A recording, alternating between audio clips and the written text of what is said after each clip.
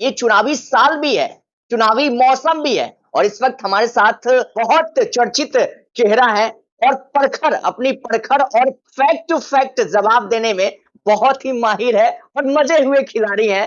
एक तरह से राजनीति में कह सकते हैं। केजरीवाल साहब इस वक्त हमारे साथ है। बहुत बहुत स्वागत आपका।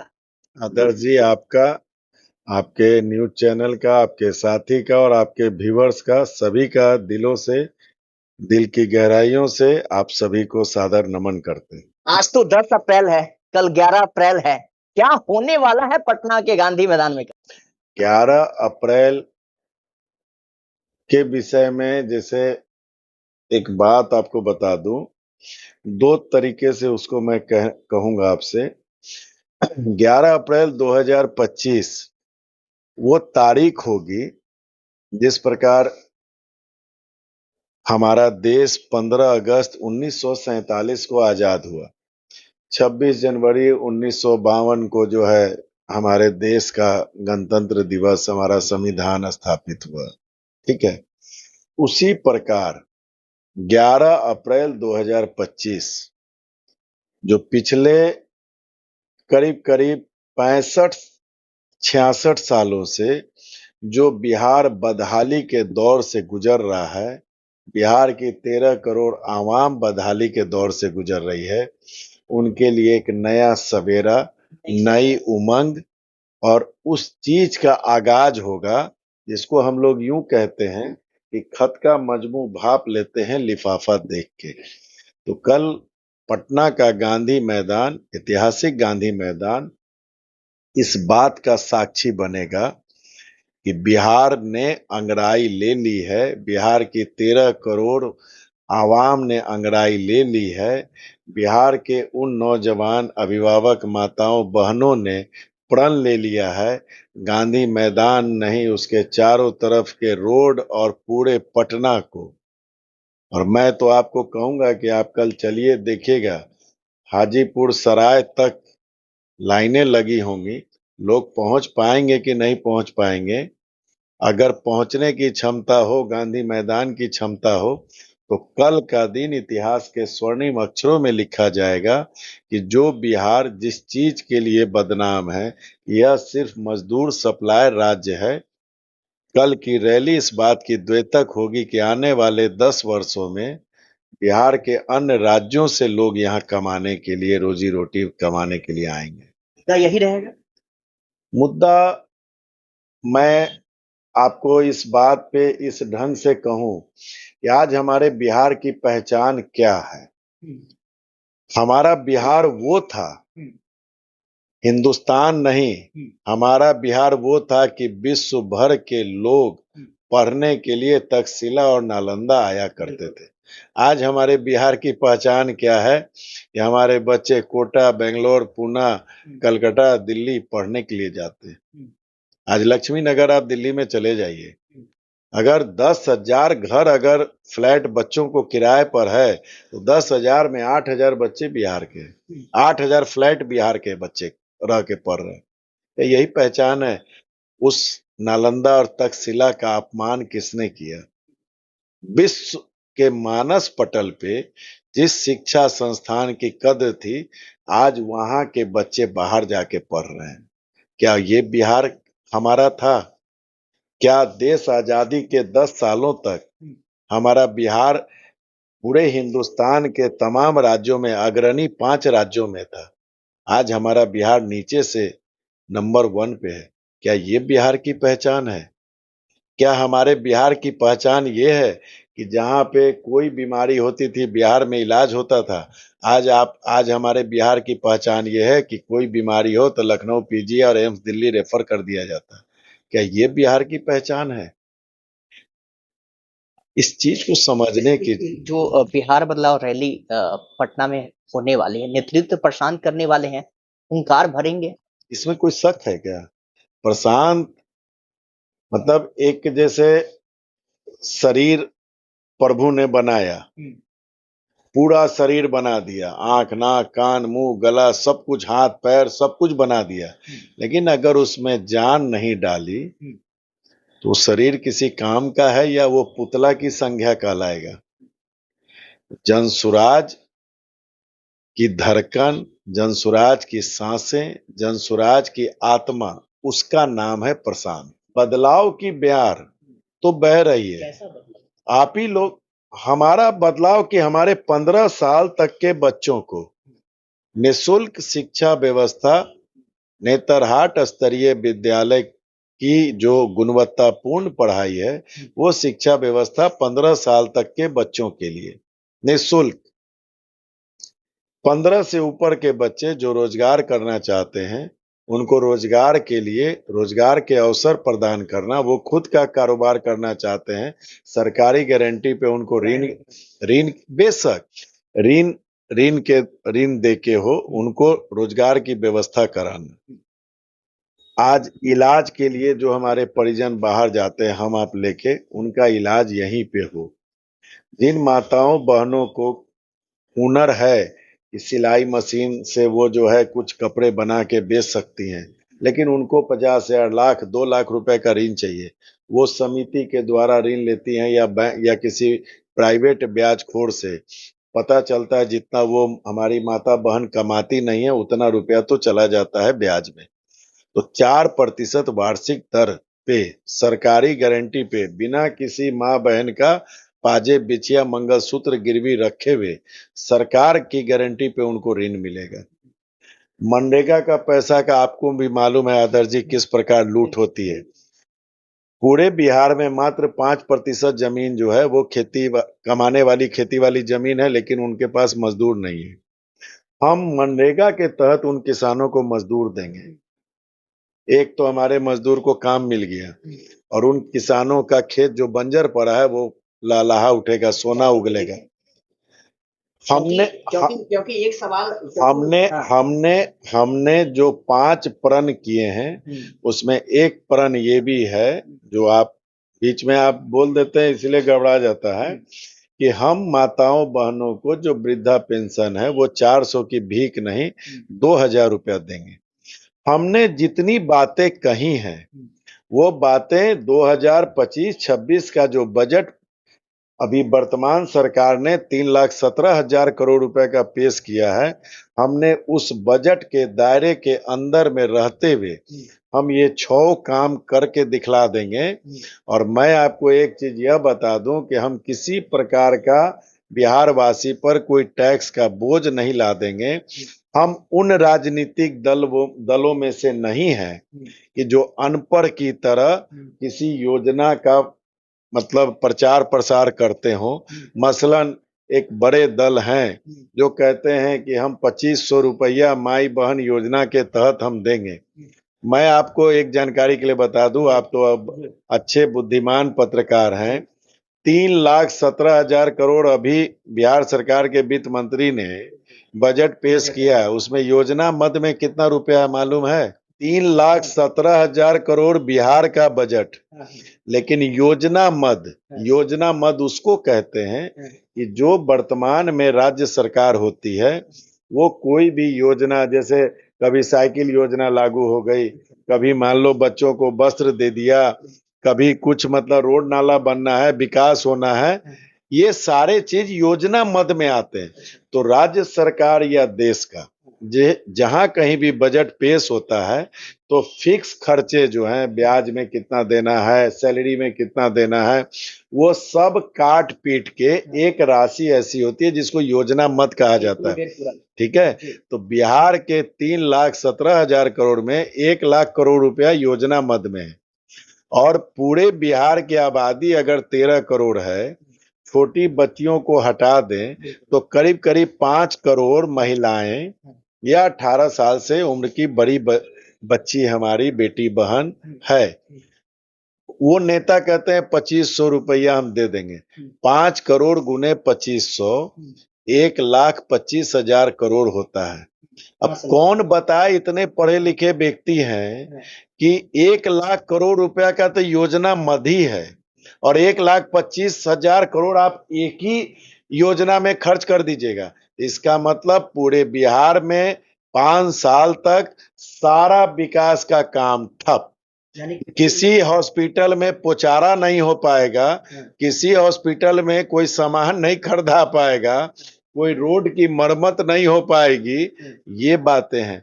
तो अब ऐसे नेता भी हैं बिहार में। कुल मिला के ठगने का जो घोषणा है उनका पूरा। मैं आपको ऑन कैमरा कह रहा हूं कि बिहार सरकार का अभी आप गूगल पे सर्च कीजिए ना कि योजना मद में 1 लाख करोड़ है कि नहीं है। और अगर एक ही योजना हम 1,25,000 करोड़ की कह रहे हैं तो हमारे पास 1 लाख करोड़ है और 1.25 लाख करोड़ का हम ढिंढोरा एक ही आइटम पीट दिए। सत्ता पाने की ललक इतनी ज्यादा है, इतना ज्यादा जल्दी मुख्यमंत्री बनने की मतलब हवस या उसको कहिए कि उत्तेजना है कि कुछ भी बोल देना है, हिसाब किताब नहीं जोड़ना है। ऐसे लोग क्या बिहार का भला कर सकते हैं क्या? जी अभी देख रहे हैं कि कन्हैया कुमार और राहुल गांधी, आप लोग भी पलायन की बात करते हैं, वो लोग भी पलायन को नौकरी देने की बात करते हैं। कैसे समझे ये जनता जो लाग लपेट में फंस रहा है, इसको जरा क्लियरफाई कीजिए जरा।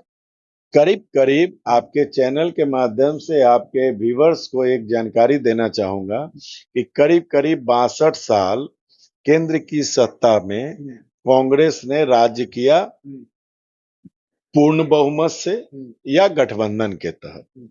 और करीब करीब 60-61 साल बिहार में, मतलब चूंकि 15 साल लालू जी का राज आपको जोड़ना पड़ेगा, उसमें कांग्रेस साझीदार थी, तो मतलब 60 साल के आसपास कांग्रेस ने राज्य किया बिहार में, वो भी पूर्ण बहुमत से या गठबंधन के तहत। ठीक, क्या पलायन ये साल 2 साल में शुरू है या पलायन पहले से है? पहली चीज, बहुत अच्छा आपने जवाब दिया। तो हम कहते हैं कि 60 साल करीबन केंद्र में और 60 साल राज्य में राज्य करने के बाद, सत्ता सुख भोगने के बाद पलायन रोकना याद नहीं पड़ा। ठीक है, 2 अक्टूबर 2022 को चंपारण की पावन धरती भितरवा आश्रम से, जहां राष्ट्रपिता महात्मा गांधी जी ने आजादी के लिए अलख जगाने के लिए पदयात्रा शुरू की थी, हमारे नेता आदरणीय प्रशांत किशोर जी ने वहीं से पदयात्रा शुरू की। आप लोग सब लोग वाकिफ हैं। 5,000 से ज्यादा गांव में आप हमारा सोशल मीडिया, और आप लोग भी उसके कवर किए हैं कई जगह, मुजफ्फरपुर जिले में तो आप लोगों ने कवर किया है। प्रशांत हर सभा में पलायन रोकने की बात करते हैं। तो आप सोचिए कि कांग्रेस 125 साल पुरानी पार्टी कहा जाता है, तो हम जन स्वराजियों को तो इस बात की खुशी है कि 125 साल पुरानी पार्टी जब 2022 से जब प्रशांत पलायन रोकने की बात को मुद्दा बना के बिहार में अलख जगाने निकले, तो कांग्रेसियों को याद पड़ी कि पलायन भी एक मुद्दा है। तो हम जन स्वराजी तो खुश हैं कि भाई 6 महीने की हमारी पार्टी और 125 साल पुरानी पार्टी हमारे ही मुद्दे को अब उठा रही है, तो इससे बड़ा गौरवान्वित, एक मिनट, इससे बड़े गौरव की बात जन स्वराज के लिए क्या होगी। फिर कांग्रेस के एक उदाहरण देता हूं आपको, जो अमूमन वीडियो और आप लोग के मीडिया में ऑन रिकॉर्ड है, कि वो जो तेलंगाना के मुख्यमंत्री हैं कोन रेड्डी साहब, उन्होंने अभी कुछ दिन पहले बयान दिया है। वो बयान ये दिया है कि बिहारियों के डीएनए में मजदूरी करना ही लिखा है। तो एक तरफ कांग्रेस शासित राज्य का एक मुख्यमंत्री, संविधान के उस राज्य के सर्वोच्च पद पे बैठा व्यक्ति बिहारियों के लिए ये कहता है कि बिहारियों के डीएनए में लिखा है मजदूरी करना, और कन्हैया कुमार जी और राहुल गांधी जी बिहार में पदयात्रा कर रहे हैं कि पलायन रोको और नौकरी दो। तो पहले तो अपने वो हेमंत रेड्डी नाम शायद है उनका, पहले तो उस मुख्यमंत्री जी से माफी मंगवावे कि बिहारी डीएनए मजदूरी करने वाला नहीं है। मैं उनको ये बता देना चाहता हूं आपके चैनल के माध्यम से कि जब तेलंगाना के चावल मिल के हमारे मजदूर भाई जब कोविड काल में यहाँ लौट के आ गए थे, बोचहा के भी सैकड़ों लोग थे, वो लोग जाने को तैयार नहीं थे, तो उनकी तनख्वाह बढ़ा के और फ्लाइट की टिकट दे के उन चावल मिल मालिकों ने इन लोगों को हाथ पैर आरजू विनती जोड़ के बुलाया। बिहारी सिर्फ मजदूर नहीं है, बिहारी हुनर भी है, बिहारी गुणों से भरा हुआ व्यक्तित्व है। बिहारी सिर्फ मशीन को ठोकना नहीं, मशीन चलाना जानता है। बिहारी मशीन से उत्पादन करना जानता है। क्यों नहीं तेलंगाना के मजदूर से काम करा लेते हो? है हिम्मत हेमंत रेड्डी तो मैं तुमको चैलेंज देता हूं, करवा लो अपने तेलंगाना के मजदूरों से अपने मिल को, चावल मिलों को चालू। नेतागिरी करने तो सब चलते हैं, अपने गिरेबान में झांकना चाहिए। और उसका कारण क्या है कि इस बिहार में जिन्होंने भी सत्ता सुख, देश की आजादी के 10 साल के बाद जिन्होंने भी सत्ता सुख भोगा, वो सिर्फ अपने आप को बनाने का काम किया। अपने अपने को, अपने रिश्तेदारों को, अपने दोस्त महिम को बनाने का काम किया। बिहार की जनता को जात, धर्म, अगड़ा पिछड़ा और धर्म में बांट के छोड़ दिया, जिसका नतीजा आप देख लीजिए कि 2014 में 39 सांसद, 2019 में 34 सांसद और 2024 में 30 सांसद जो राज्य देता हो, और गुजरात 26 सांसद का राज्य है, तो गुजरात में फैक्ट्री लगती है, और बिहार 30, 34, 39 सांसद देने वाला राज्य है, मोदी जी को प्रधानमंत्री बनाने में योगदान देने वाला, तो यहाँ के मजदूर, यहाँ के बेटे जाके वहां नौकरी करते हैं। ये दुर्भाग्य है। क्या लग रहा है जनसुराज जैसे 243 सीटों पे पूरे बिहार में लड़ने वाली है, प्रशांत जी कहते हैं हमको वोट चाहिए ही नहीं, वोट मांगते ही नहीं है, एक तरफ आप कह रहे हैं कि हुंकार भी भरने वाले हैं, जनता पीस रहा है क्योंकि बहुत सारी पार्टियां हैं, चाहे वो पुरानी हो चाहे नई हो, सभी दावे करते हैं, वादे करते हैं, पुरजोर तरह से बड़े बड़े घोषणा का लिफाफा जो उनके समक्ष रखना शुरू कर दिए हैं, जनता के बीच जा रहे हैं। जनता ये आकलन को कैसे भापे, कैसे नापे, क्योंकि आपके जो प्रमुख है वो तो मांगते ही नहीं है वोट, तो फिर जनता वोट दे तो दे किसको और किसके लिए दे, ये जरा क्लियरफाई करिए। प्रशांत जी का जितना भी आपने जन जागरण अभियान के तहत जो आपने भाषण उनका सुना होगा, आप हमको एक चीज बताइए, मैं आप ही से एक प्रश्न पूछता हूँ, बिहार के मुख्यमंत्री जी आंख का इलाज कराने कहाँ जाते हैं? जाते हैं, कहाँ? कहीं भी जाते हैं, बाहर जाते हैं, अच्छे हॉस्पिटल में। अब सोचिए कि जिस राज्य का मुख्यमंत्री आंख जैसी, मतलब अंग तो सब महत्वपूर्ण है, लेकिन अमूमन लोग हार्ट कैंसर, मतलब किडनी फेल, लीवर फेल, ये बड़ी बीमारी में काउंट करते हैं। आंख का इलाज अमूमन हर जगह हो जाता है। बिहार जैसा राज्य कहते हैं सुशासन का है, विकास की पटरी पे दौड़ रहा है, और उस राज्य का मुख्यमंत्री आंख का इलाज कराने दिल्ली जाता है। ठीक है, बिहार के विषय में एक कंसेप्ट बना दिया गया कि यहाँ पे जात के नाम पे वोट पड़ता है। तो मैं आपसे पूछना चाहता हूं कि मोदी जी के जात के बिहार में कितने लोग रहते हैं? परसेंट भी नहीं, कितने, 5 लोग भी हैं क्या मोदी जी के जात के? नहीं। फिर मोदी जी को वोट मिल रहा है कि नहीं मिल रहा है? मुस्लिम समाज, बीजेपी के अलावा बिहार में लोग कहते हैं पिछले बार के चुनाव तक में कि वो राजद को वोट देते हैं। तो क्या लालू जी के जात के हैं क्या वो लोग? मुस्लिम लालू जी के जात के हैं क्या? नहीं है ना। प्रशांत यही बात जगाने लोगों को चले हैं कि आप जैसे आज आप ये इंटरव्यू मेरा कर रहे हैं, आपके सहयोगी कैमरा पकड़े में है, आप माइक पकड़े में है, क्वेश्चन पूछ रहे हैं। कोई रोड से बुला के व्यक्ति को आप कैमरा पकड़ा दीजिएगा, पकड़ेगा आपका? नहीं ना पकड़ेगा। मतलब आपको अपना काम खुद करना है। आपके घर की सब्जी आप खुद लाइएगा, दूध खुद लाइएगा, आप अपने बच्चे को स्कूल खुद पहुंचाइएगा। तो बिहार को बदलने के लिए झारखंड से लोग आएगा कि बंगाल से आवेगा कि उड़ीसा से आवेगा? बिहार के ही ना लोग बदलेंगे। यही प्रशांत किशोर पिछले 2.5 साल से लोग वो वोट नहीं मांग रहे हैं, वो यही समझा रहे हैं कि नेता अपना इलाज कराने के लिए बाहर जाता है, नेता अपने बेटे को बाहर पढ़ाता है, नेता अपना इन्वेस्टमेंट बाहर करता है, तुम्हारे बच्चे का भविष्य कौन संवारेगा? तुम ही को संवारना है। इस बार का मतदान उस पार्टी को देना जो तुम्हारे बच्चे को 15 साल तक के बच्चे की पढ़ाई निःशुल्क, नेतरहाट स्तरीय गुणवत्तापूर्ण पढ़ाई इस राज्य में करके दे। उसको वोट देना जो तुम्हारा बच्चा बाहर, एक आप गौर कीजिएगा, एक व्यक्ति अगर दिल्ली गया नौकरी करने के लिए, कमाने के लिए, तो एक पुरुष जो है किसी माँ का बेटा है, किसी पत्नी का सुहाग है, किसी बहन का भाई है। पुरुष तो एक ही है ना। लेकिन एक मातृशक्ति का बेटा, एक मातृशक्ति का सुहाग, एक मातृशक्ति का भाई, तीन औरत, तीन मातृशक्ति यहाँ आंसू बहाती है। बहन आंसू बहाती है कि भाई मेरा परदेश कमाने गया। पत्नी आंसू बहाती है कि मेरा पति कमाने बाहर गया। एक माँ आंसू बहाती है कि मेरा कोख का लाल बाहर कमाने गया। क्या यही बिहार चाहिए हमको? तो प्रशांत अगर ये जगाने चले हैं उन माताओं बहनों को कि तुम्हारा बेटा, तुम्हारा भाई, तुम्हारा पति को रोजगार हम यहीं देंगे, क्या क्या यह जगाना गलत है? 11 को पूरा पहले एक, क्या यह जगाना गलत है?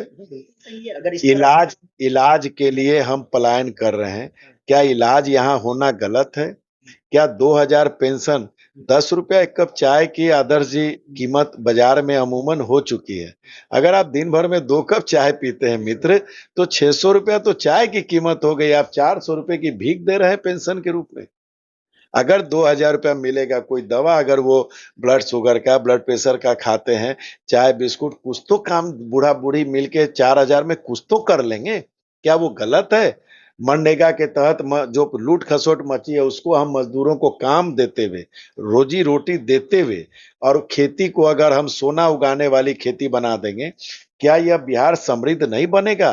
क्या उन माताओं बहनों को जो कुछ घर पे जो है दौरी बिनने का काम करे, टिकली बिंदी सिंदूर बनाने का काम करे, अचार बनाने का काम करे, पापड़ तिलौरी बनाने का काम करे, blouse petticoat three elastic pant सिलने का काम करे, उनको अगर लोन चाहिए, आपके भाई को घर के दरवाजे पर अगर 5x6 में एक छोटा परचून का दुकान खोलना है, लाख रुपया लोन चाहिए जिससे वो परिवार में कंट्रीब्यूशन दे सके, वो अगर सरकारी ऋण अगर उपलब्ध हो जाए, सरकारी गारंटी पे उपलब्ध हो जाए 4% मासिक दर के ब्याज पर, क्या बिहार की व्यवस्था नहीं सुधरेगी? ये राजनीतिक दल वाले लोग क्या करते हैं? 10 लाख नौकरी देंगे तो कोई कहेगा 20 लाख नौकरी देंगे।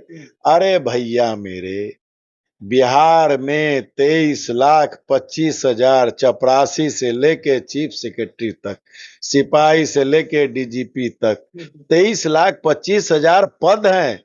अगर बिहार की आबादी का कुल परसेंटेज देखेगा तो 1.97%, मतलब 2% से भी कम। तो 2% को ही सरकारी नौकरी मिल सकती है, और तुम कह रहे हो सबको सरकारी नौकरी देंगे। यही जुमला है। ये जुमला नहीं है। जुमला 14 में भी तो जुमला सुने थे ना कि ब्लैक मनी लाएंगे, 15 लाख रुपया सबके खाते में जाएगा। तो बेचारे अच्छे लोग हैं, बुद्धिमान है, तो उन्होंने कह दिया कि जुमला था। कोई 2500 रुपया बांट रहे हैं माई बहन को। ये एक ट्रेंड चल गया कि अब चूंकि महिलाओं का जो सशक्तिकरण, जो मतलब उनमें जो एक उन्माद कहिए, उनमें एक जिज्ञासा, उनमें एक उत्सुकता अपने मतों के प्रति जो आया है, वो आया है कि हमें अपने मत का प्रयोग करना है। तो आज सभी राजनीतिक दल पड़े हुए हैं माताओं बहनों के इसमें कि मतलब आज नीतीश जी ने शराबबंदी का ढोंग क्यों किया था कि माए बहन लोग खुश हो जाएंगी, फायदा भी हुआ उनको। क्या शराबबंदी है क्या? है ना। बस यही चीज है। आप लोग चौथे स्तंभ हैं। आप लोग कभी उन दलों के नेताओं से पूछिए कि क्या कांग्रेस के कभी नेता का इंटरव्यू लीजिए तो पूछिए, या कन्हैया कुमार से पूछिए, इंटरव्यू जब आप लीजिए तो पूछिए कन्हैया कुमार से कि क्या मतलब ये पलायन जो है ये क्या अभी 2 साल में हुआ है क्या? भाजपा के राष्ट्रीय प्रवक्ता आदरणीय शाहनवाज हुसैन जी, जब हमारे नेता प्रशांत किशोर जी ने कहा था कि हमारी सरकार बनते ही 1 घंटा में हम शराबबंदी खोल देंगे, उन्होंने क्या कहा था प्रशांत किशोर जी के विषय में? गांधी जी ने शराबबंदी कहा था, और ये गांधी जी के मूर्त फोटो को लगा के चलते हैं, ये गांधी जी के फोटो को लगा के चलते हैं और गांधी के विचारों की हत्या कर रहे हैं। तो भैया मेरे शाहनवाज भाई, आप तो हम उम्र जरूर हैं लेकिन बड़े नेता हैं। वायु श्रेणी की सुरक्षा लेके चलते हैं, पूर्व केंद्रीय मंत्री रहे हैं। क्या गांधी जी बिहार तक ही सीमित हैं कि गांधी जी पूरे देश के हैं? भाई आपकी सरकार 14 राज्य में है, काहे नहीं वहां भी शराबबंदी कर देते हैं? गांधी जी की पूजा करते हैं ना भाजपा वाले लोग, गांधी जयंती मनाते हैं, गांधी जी के विषय में बड़े बड़े लेक्चर देते हैं। अब फिर देश में भी सरकार आप ही की है, पूरे देश में शराबबंदी कर क्या नहीं कर देते हैं? गांधी जी को असली श्रद्धांजलि समर्पित हो जाएगी। पढ़ते लिखते ये लोग हैं नहीं। मतलब अनपढ़ है सर। मैं क्यों कह रहा हूं अनपढ़ है, सो सुन लीजिए। एक मुझे प्रूफ दिखा दीजिए, मैं राजनीतिक से संन्यास ले लूंगा और बीच चौराहे पर जहां कहेंगे पैर छू के उन नेताओं से माफी मांग लूंगा कि गांधी जी ने यह कहा था कि कानून बना के शराबबंदी लागू करो, जेल भेज के शराबबंदी लागू करो। आदरणीय राष्ट्रपिता महात्मा गांधी ने यह कहा था कि समाज में जागरूकता पैदा करनी है। जैसे मैंने आदर्श जी को समझाया कि आदर्श जी शराब पीने से आपका 100 रुपया डेली खर्च हो रहा है, आप 100 रुपए का सामान घर पे लेके जाइएगा तो परिवार में खुशहाली आएगी। इसके पीने से लीवर खराब होता है, इसके पीने के बाद आप किसी से झगड़ा कर लेते हैं, इसके पीने से आप नाले में गिर पड़ते हैं, आपके विषय में लोग समाज में ये कहता है कि आप शराबी हो। ये जागरूकता ला के उन्होंने कहा था शराबबंदी को खत्म करने के लिए। ये नहीं कहा था कि कानून बना दो, शराब पिएगा पाइप डालो जेल भेजो, बोतल मिलेगा जेल भेजो। आज शराब से कौन कमा रहा है सबसे ज्यादा? अफसर, नेता और जो शराब के धंधे करने वाले लोग हैं। आप गांधी जी का नाम लेके कहते हैं, हम कहते हैं बगल में यूपी है ना भैया, आपकी सरकार है, मध्य प्रदेश में आपकी सरकार है, राजस्थान में आपकी सरकार है, दिल्ली में आपकी सरकार है, छत्तीसगढ़ में आपकी सरकार है, आपकी सरकार मतलब आसाम में है, कहाँ मतलब बहुत जगह आपकी सरकार है, फिर देशे में आपकी सरकार है। गांधी जी को सच्ची श्रद्धांजलि। हे आदरणीय मोदी जी, हमरे शाहनवाज भाई का बात मान के पूरे देश में शराबबंदी लागू कर दीजिए, तब गांधी जी को आप श्रद्धा सुमन अर्पित कीजिएगा, और नहीं तो अपने प्रवक्ता सबको समझा दीजिए। बिहार के विषय में लेक्चर दें तो सोच समझ के दें। जनस्वराज का प्रवक्ता बोलना जानता है, उसका सिपाही बोलना जानता है। तो हमारे साथ प्रशांत किशोर के सिपाही केजरीवाल साहब बातचीत कर रहे हैं। हालांकि मैं पहले भी बता चुका हूं भैया, बहुत चर्चित चेहरा है और परखर, अपनी परखर और फैक्ट टू फैक्ट जवाब देने में बहुत ही माहिर है और मजे हुए खिलाड़ी हैं, एक तरह से राजनीति में कह सकते हैं। बाकी 11 अप्रैल को पटना के गांधी मैदान में जनसुराज पार्टी की रैली है और ये रैली बिहार बदलाव को लेकर। जी अंत में आपके चैनल के माध्यम से एक अपील करना चाहूंगा, बिहार के खास करके मुजफ्फरपुर जिले के मुजफ्फरपुर नगर विधानसभा क्षेत्र और मुजफ्फरपुर जिले के तमाम अपने भाइयों से, बहनों से, अभिभावकों से, युवाओं से कि कल का दिन, एक दिन अपने बच्चे और अपने परिवार के भविष्य के लिए पटना गांधी मैदान जरूर आएं। कल का दिन आपका पांव गांधी मैदान में पड़ेगा, यकीन मानिए इतिहास बदल जाएगा।